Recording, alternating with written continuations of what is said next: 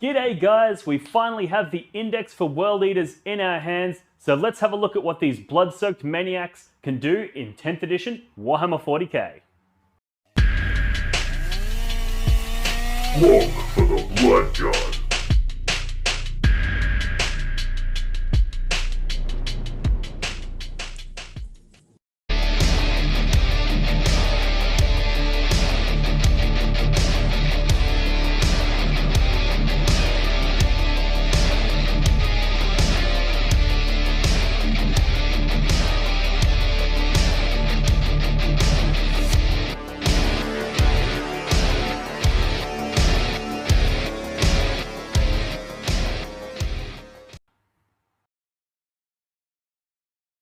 Alrighty guys, let's take a look at my personal pick for most improved datasheet in the World Eaters book, and that is the Master of Executions.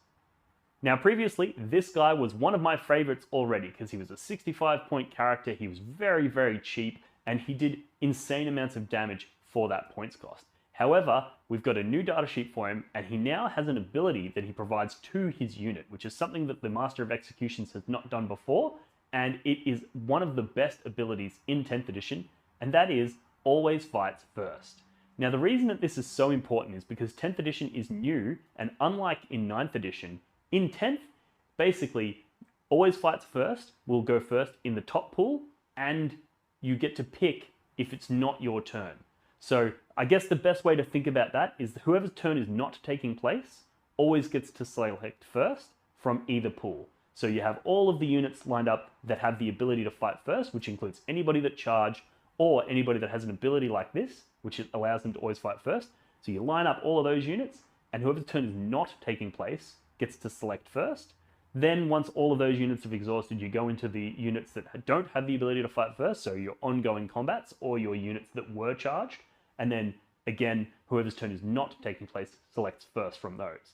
And what this means in practical terms is if you have a big unit of berserkers with the Master of Executions in it, and it gets charged by the enemy, and that's the only combat taking place, you get to fight first, even though they charged you, because both units are in that always fights first pool, and the player whose turn is not taking place, i.e. the recipient of the charge, gets to select first.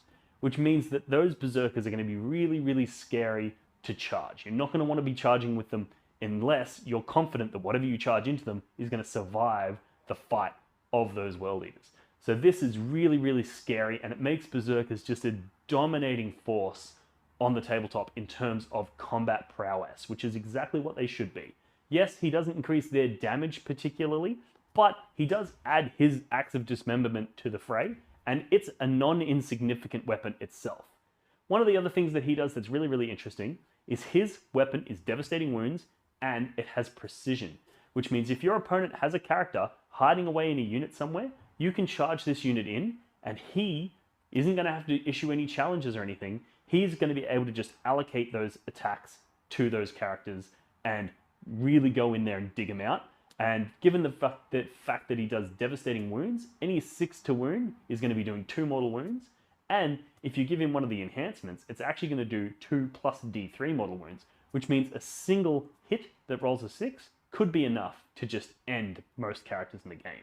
So this guy, I think, is really, really good in that he's a force multiplier, he makes your berserkers way more scary, and he also gives you the ability to go in and dig out enemy characters and stop them from doing any of their shenanigans. So I really, really like the Master of Executions. I think he's one of the best characters in this book. He's subtle, he's cheap, he tucks into a rhino well with those berserkers, and he comes out and makes them so useful in the game. So I really look forward to getting this guy on the tabletop, but I want to know what you guys think of the Master of Executions. Do you think he's really powerful, or do you think berserkers don't do enough damage to really be worth it because you can't add him to 8-bound or anything like that, so that's one of his weaknesses? Let me know what you guys think in the comments below.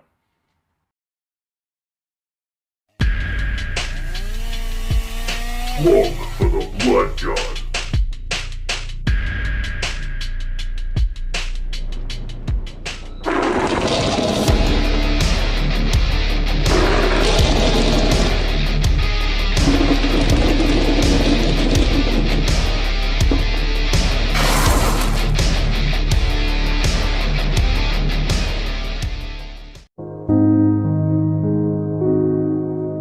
The Warhammer community suffers from some of the most prohibitively expensive essentials in the world, especially Australian content creators. Every single day, Dean wants to create content, but he can't.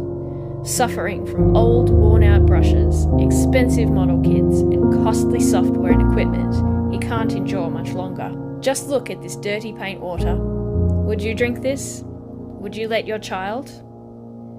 Even a small monthly donation can help provide Dean with clean paint water, basic tools for survival, and access to life-saving information and education. So please, follow the links in the description below and find out how you can sponsor like Dean today and end the suffering. Suffering that is cruel, unsustainable, and your fault.